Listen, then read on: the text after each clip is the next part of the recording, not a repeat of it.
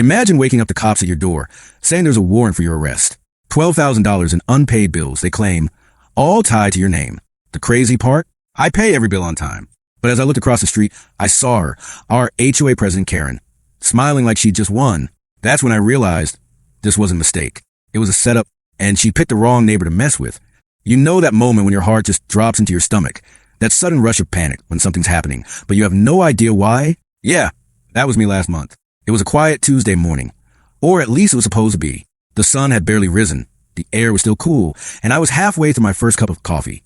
I'd been looking forward to a slow start, maybe read a bit, scroll through my phone, then start my day. Then bang, bang, bang. The sound rattled my front door so hard, I almost spilled my mug. At first, I thought it was a package delivery gone wrong, or maybe a neighbor with some kind of emergency. But the banging kept coming, sharp, deliberate, and loud enough to make my heart pound. When I opened the door, I froze. 3 uniformed police officers were standing on my porch. One had his hand resting on his belt, another was holding a thick folder, and all 3 were looking at me like I was about to be in very big trouble. From the corner of my eye, I caught movement, curtains twitching across the street. My neighbors were already peeking through their blinds, probably thrilled that their quiet suburban morning had just turned into the hottest gossip they get all month. The lead officer, a tall guy with a serious expression, stepped forward and said in a firm voice, "Ma'am, are you aware there's a warrant for your arrest for unpaid HOA fines and utility bills?" For a second, I thought I'd misheard him. A warrant? For what? I just stared at him. "I think there's a mistake," I said, my voice shaky. "I pay all my bills on time. I don't know the HOA a penny." The officer didn't budge. He opened a folder and showed me several pages with my name and address printed clearly at the top. "We've received multiple reports from your Homeowners Association that you've ignored repeated payment notices, totaling over $12,000 in unpaid fines and utility charges." My brain went blank. $12,000? I don't even have bills that big. The most the HOA has ever charged me was for landscaping, and even that was under $100. I told him as much, but he just flipped through more documents like he was holding undeniable proof. Then came the part that really made my stomach twist.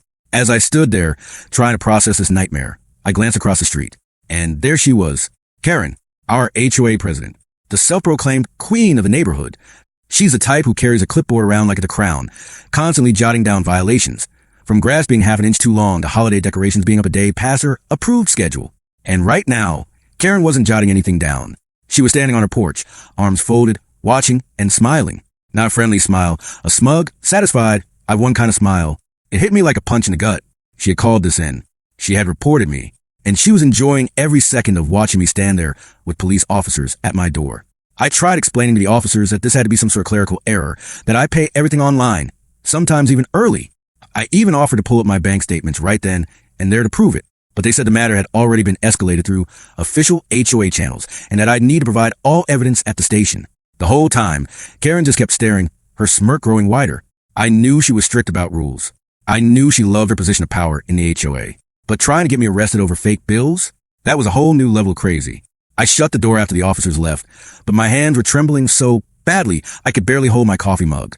My peaceful morning had turned into a public humiliation, and I could already feel the whispers spreading down the street. What Karen didn't know, though, was that she had just started a war, because if she thought she could pin this on me and get away with it, she was about to learn she'd messed with the wrong neighbor. If you've ever been blindsided by a false accusation, you know that awful mix of anger and disbelief that hits you all at once. That's exactly where I was, standing in my living room, still in my pajamas, trying to wrap my head around what had just happened. But things didn't calm down. They got worse. Not even 10 minutes after the police left, there was another knock on my door, softer this time, but still firm. I opened it to see Karen herself, flanked by 2 members of the HOA board.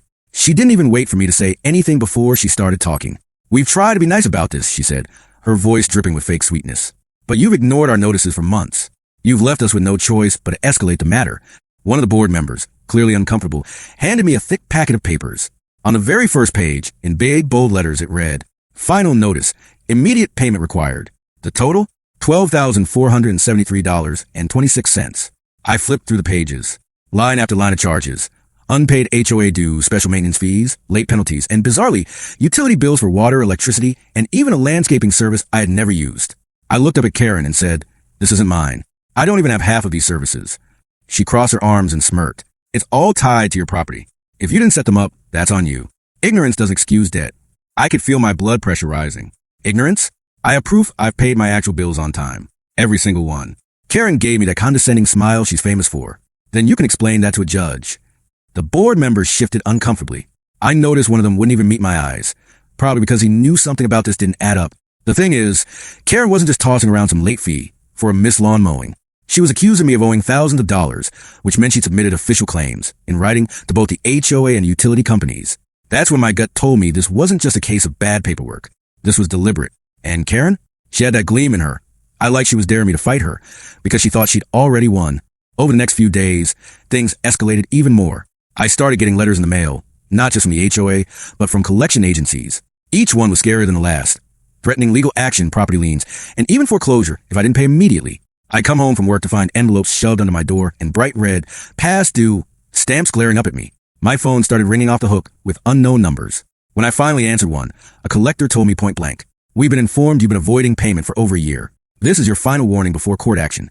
It was humiliating. I knew I hadn't done anything wrong, but in the eyes of anyone looking in, I probably looked like the deadbeat Karen was painting me to be.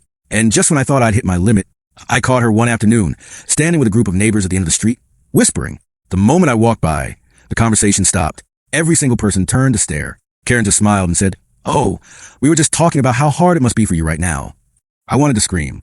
It wasn't just about the money anymore. She was tarnishing my name in the neighborhood, turning people against me, and making sure that every look, every whisper, every judgment pointed straight at me.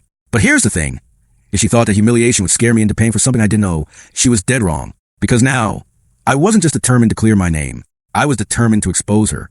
If Karen thought I was just going to curl up, cry, and write her a check to make this go away, she didn't know me at all. I wasn't scared anymore. I was angry. And angry me? I dig. The first thing I did was gather every single piece of mail, bill, and email I received from the HOA in the past year. I spread them out across my kitchen table, like a detective in one of those crime shows. Highlighters, sticky notes, a pot of coffee. I was ready for war. Step 1. I called the utility companies directly.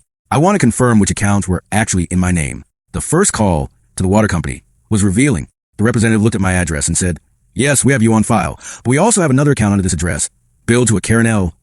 My jaw tightened. "And what's the status of that account?" I asked. She replied, "It's delinquent. Hasn't been paid in months." "Oh, really?" I hung up and went down the list. Electricity, gas, landscaping. One after another. I discovered the same thing. Duplicate accounts tied to my address, but under Karen's name. Every single one overdue. Every single one unpaid. It was starting to make sense now. Karen had been funneling her personal bills into accounts linked to my property so that, on paper, it looked like I was the one not paying. She was basically trying to make me her financial scapegoat. Step 2. I requested the HOA's internal records. Karen tried to delay, telling me it could take weeks because the files were off-site. She underestimated me again. I reminded her that under state law, as a homeowner, I had the right to immediate access to any records pertaining to my property. By the end of the day, I had them, and when I opened those files, I nearly laughed out loud. Right there in black and white were copies of payment notices supposedly sent to me. But the signature on them? Not mine. Not even close. In fact, some of them had Karen's own handwriting on approved by line. The best part? Several charges were for things that were physically impossible for me to have used. For example, there was a $300 bill for weekly pool cleaning. I don't even have a pool. At this point, I wasn't just dealing with an HOA president who was overstepping. This was fraud. Step 3. Find her motive. That part didn't take long. I started asking around very casually at neighborhood gatherings and online HOA forums. Turns out, Karen had a habit of borrowing HOA funds for emergency community projects. Things like new holiday decorations, furniture for clubhouse, and even catered parties that, strangely enough, seemed to take place in her own backyard. From what I pieced together, she'd been using HOA money for personal luxury for years. But when her spending spree caught up with her and she couldn't make the payments, she decided to dump her personal bills on me. That way, she could buy herself time and make me look like the problem. Clever? Maybe. Legal? Absolutely not. By now, I had a mountain of evidence. Duplicate utility accounts under Karen's name tied to my address. HOA records with forged signatures. Charges for services I never used. Testimonies from neighbors who knew about her spending habits. I even printed out side-by-side comparisons of her signature on official HOA documents next to the forged one she tried to pin on me. The similarities were glaring. I sat back, looking at the stack of proof in front of me, and felt something I hadn't felt since this whole nightmare started. Relief. This wasn't going to end with me paying her a cent. Oh no, this was going to end with her exposed in front of the entire HOA, and possibly the police. The only question now was, should I confront her directly, or drop this bomb in front of the whole board, so everyone saw it at the same time? I already knew which one I was going to choose. I had my answer.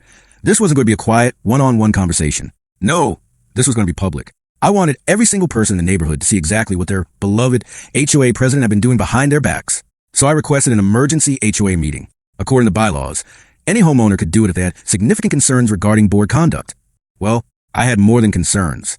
I had evidence. When the meeting day came, the room was packed. We met in the community clubhouse, a beige little building that usually smelled faintly of coffee and cleaning supplies. Folding chairs lined the space, and almost every seat was full. People whispered to each other, clearly curious why this meeting had been called so suddenly. And then she walked in. Karen, clipboard in hand, hair perfectly sprayed into place, striding to front like she owned the place, which in her mind, she probably did. She took her seat at the head of the long table, smiling politely at the crowd. But when her eyes met mine, that polite smile flickered into something sharper, colder. All right, she began, tapping her pen. Let's keep this brief. We're here to address ongoing payment issues with one of our homeowners. I stood up before she could say my name. Actually, we're here to address ongoing fraud by the HOA president. The room went dead silent. Karen let out a little laugh, like I just told a bad joke. Excuse me? I didn't answer her. Instead, I walked to the front and set down a thick binder on the table with a dramatic thud. Inside this binder, I said, is proof that Karen's been rerouting her personal utility bills to my property, forging signatures, and using HOA funds for her own benefit. There was a collective gasp. Someone in the back whispered, "Are you serious?" I opened the binder and started pulling out pages. Side-by-side comparisons of signatures, mine and the fake ones. Utility bills with Karen's name, but my address. Records of pool cleaning, landscaping, and even pest control services I never had. One board member leaned forward, scanning the documents.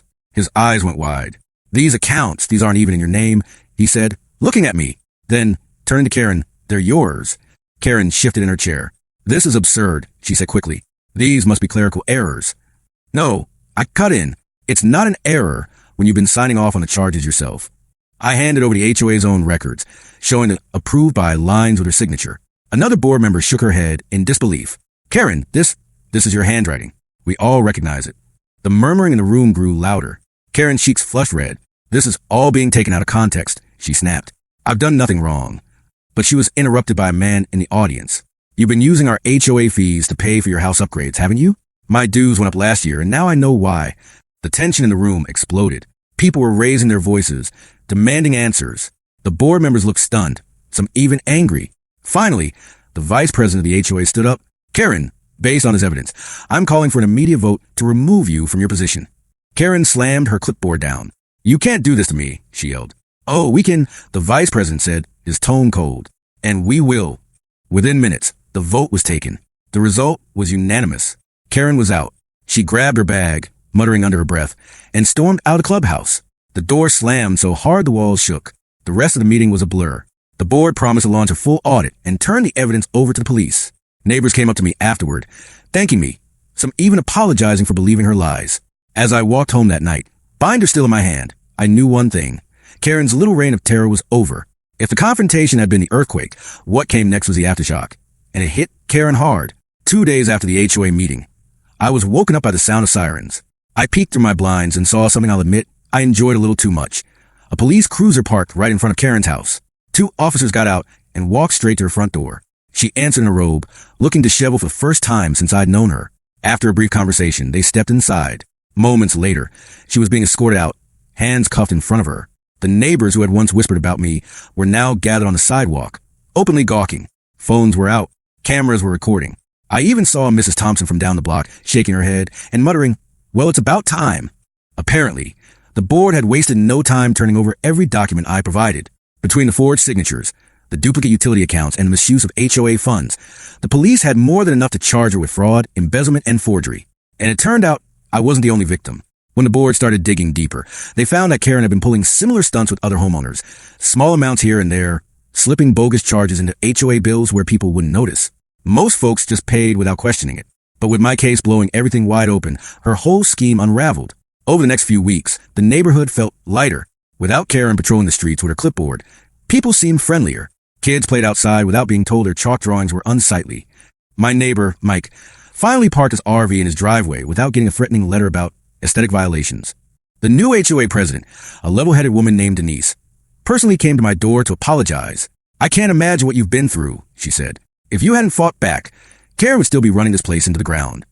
She told me the board had voted to reimburse me for the stress and time I'd spent clearing my name. They even offered to cover my legal costs, though thankfully I'd handled most of it myself. But the best part? The utility companies wiped the bogus charges from my record. My credit score, which had taken a hit during the whole mess, bounced back to where it had been before Karen tried her little stunt. Karen's trial date was set for later in the year, but the gossip mill was already in overdrive. Rumor had it she was facing serious jail time, especially because she'd forged legal documents and tampered with HOA records. I didn't bother checking in on her directly. I didn't need to. Every so often, I'd overhear bits and pieces when neighbors chatted on the sidewalk. Did you hear they froze her bank accounts? She's selling her car to pay legal fees. She's trying to claim it was all a misunderstanding, but the judge isn't buying it.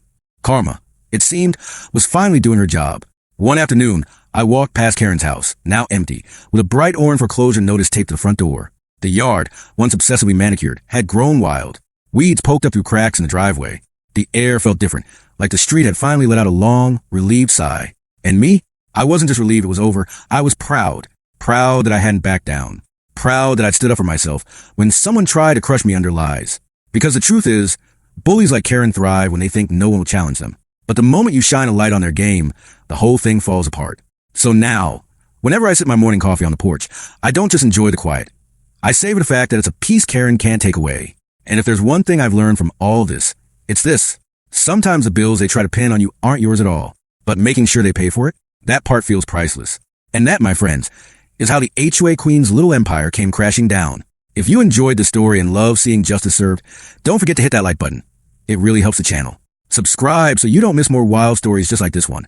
And ring that bell so you're the first to know when the next drama drops. Thanks for watching, and remember, always keep your receipts. Don't forget to hit that like button and subscribe for more insane real-life stories. From outrageous Karens to the sweetest acts of revenge. Trust me, you won't want to miss what happens next.